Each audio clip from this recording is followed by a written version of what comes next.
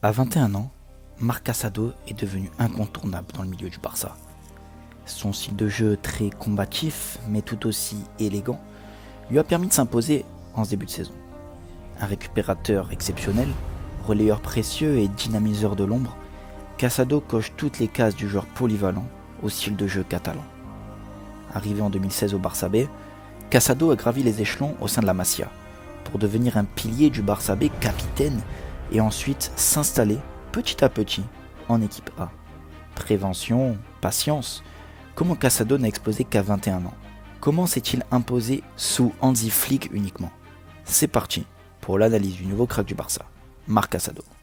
Les gars, j'espère que vous allez tous très bien, je suis très heureux et très content de vous retrouver aujourd'hui pour une toute nouvelle vidéo. Vous l'avez compris dans l'introduction, je sais que vous aimez bien ce genre d'introduction. On va parler de Marc Casado, le nouveau crack du Barça. Est-ce qu'à 21 ans, on peut... C'est ça la vraie question de cette vidéo. Est-ce qu'à 21 ans, déjà, on peut considérer que Marc Casado est un crack ou est-ce que c'est un joueur qui est plus ou moins confirmé? Alors 21 ans, ça reste quand même assez jeune, mais on parle quand même de 21 ans. Quand on voit maintenant les normes d'explosion de certains joueurs, 17 ans, 16 ans, 20 ans, 18 ans, 21 ans, on est quand même un joueur assez mature, assez pied sur terre, et je trouve que Marc Casado reflète plutôt bien ces expressions-là parce que dans son jeu, il est très mature et on voit déjà qu'il a 21 ans et qu'il a déjà pas mal d'expérience, que ce soit même en Barça B, même en Barça A, on va en parler, il a quand même fait déjà quelques bancs, quelques entrées. On va commencer par le premier point, donc son explosion. Pourquoi 21 ans? Tout simplement, j'ai envie de vous dire, le style de jeu aujourd'hui d'Hansi Flick, le style de jeu du Barça, c'est un Marc Casado au milieu de terrain. C'est-à-dire qu'on pourra peut-être dire oui, Gavi, il ressemble à Marc Casado, mais je trouve que Casado, ça reste mon point de vue, a beaucoup plus d'aisance technique qu'un Gavi. Alors bien évidemment, Gavi est beaucoup plus jeune aussi, mais Casado a plus d'expérience, on est en train de le dire. Il récupère un nombre incalculable de ballons. Est-ce qu'on peut en parler, s'il vous plaît, sortir les stats en Europe, celui qui récupère le plus de ballons? S'il n'y a pas Pedri et Casado dans le top 5, je ne comprends vraiment plus rien. J'ai pas regardé, mais j'en suis quasiment sûr. Alors Casado, à chaque match, que ce soit contre les gros, contre les petites équipes, il récupère beaucoup de ballons. Alors que j'ai dit dans l'introduction, un récupérateur exceptionnel, relayeur précieux. Vous avez vu les matchs de Casado, il sait jouer du pied droit, il sait jouer du pied gauche, il sait faire la transition entre la défense et le milieu de terrain, entre le milieu de terrain et l'attaque. Il arrive à mettre des ballons dans la profondeur, à faire des jeux longs. Il est très bon au jeu long. Franchement, il y a énormément de points positifs et c'est un milieu de terrain complet en fait du côté de Marc Casado, et j'ai mis dynamiseur de l'ombre. Pourquoi dynamiseur de l'ombre? Parce que on se rend pas vraiment compte en général des milieux de terrain, mais c'est eux qui donnent le tempo de la rencontre. Pedri le fait très bien. Je trouve que Pedri le fait à la perfection, mais Casado vient compléter ce que Pedri manque des fois. Pedri manque des fois un petit peu de jus, un petit peu plus de coffre, et Casado, lui, reste en numéro 6 et fait les courses que Pedri ne peut pas être capable de faire, tout en, je le répète, tout en étant élégant et tout en étant, voilà, comme j'ai dit, dynamiseur de l'ombre et un relayeur précieux. Il va à droite, il va à gauche, il sait faire des transversales du pied gauche, il sait trouver des passes dans des zones très compliquées. On l'a vu face à Monaco, c'est lui qui fait la passe sur Lamine Yamal. On l'a vu débloquer la situation au Real Madrid, c'est lui qui fait la passe sur Lewandowski. À Gérone aussi, une bonne passe sur Pedri. Donc il y a plein d'exemples sur le fait que Marc Casado est aussi un relayeur, est un joueur vraiment très complet dans le milieu de terrain du FC Barcelone. Alors bien évidemment, il a énormément de défauts, comme tous les joueurs. Je dis pas un peu de défauts, non, tous les joueurs ont énormément de défauts, mais je trouve qu'à 21 ans quand même, ça reste quand même très costaud pour jouer au Barça. Et j'aimerais ajouter quelque chose, c'est il a été bon quand le Barça en a eu besoin. Alors est-ce qu'il aurait eu autant de temps de jeu si De Jong n'aurait pas été blessé, si Gavi serait revenu plus tôt, si Dani Olmo aurait été inscrit un petit peu plus tôt en Liga? Est-ce qu'il aurait eu autant de temps de jeu? Ça, j'en suis pas forcément sûr. Donc il a été bon quand on en a eu besoin, et surtout Flick a compté sur lui a donné sa confiance, et Marc Casado à tous les matchs, il est quasiment imbougeable. On ne peut pas aujourd'hui ne pas le cocher sur la feuille de match. Alors en ce moment il est un petit peu moins bien, c'est vrai, mais si on prend la globalité de ce début de saison ou de la moitié de la saison, vu qu'on est quasiment en janvier, il n'y a rien à dire sur ça. Et je trouve au-delà de ça que son style de jeu, il est quand même très combatif, il met énormément d'impact au milieu de terrain.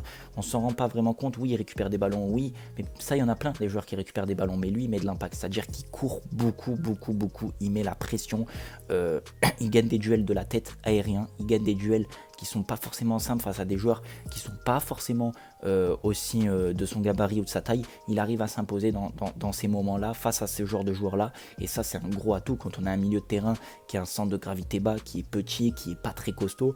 Et ben on arrive quand même à en tirer des duels gagnés assez difficiles. Donc non, combat, élégance, dynamiseur, il a toutes les qualités d'un milieu de terrain et surtout il colle au jeu du Barça et il colle au jeu de Flick. Flick qui aime jouer au ballon mais qui aussi aime courir, aime le combat, aime la tactique. Tactiquement parlant, Casado, voilà, on peut rien envier au Barça sur ça. Depuis petit, ils travaillent le même système de jeu, ils arrivent au Barça A, c'est réglé, ils connaissent et ils savent comment jouer en équipe A. Donc non, tactiquement parlant, il n'y a rien à dire, c'est quelqu'un qui comprend vraiment bien le jeu, qui a une très bonne lucidité et surtout une très bonne vista.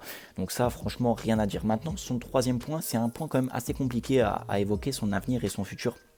Pour Marc Casado, est-ce qu'on peut considérer que Marc Casado est le milieu de terrain titulaire du FC Barcelone? Est-ce qu'on peut considérer que Marc Casado peut continuer sur les saisons à venir au sein du Barça? Ça, franchement, je pense que ça va être à lui d'en décider, à lui, pas de décider lui, parce que je pense que bien évidemment il veut rester au Barça, mais son style de jeu, son niveau de jeu, est-ce qu'il va maintenir ce niveau de jeu? On sait que De Jong, à tout moment, il peut avoir un style de jeu exceptionnel. On sait que Gavi peut revenir à 100%, donc il va falloir répondre aux attentes aussi.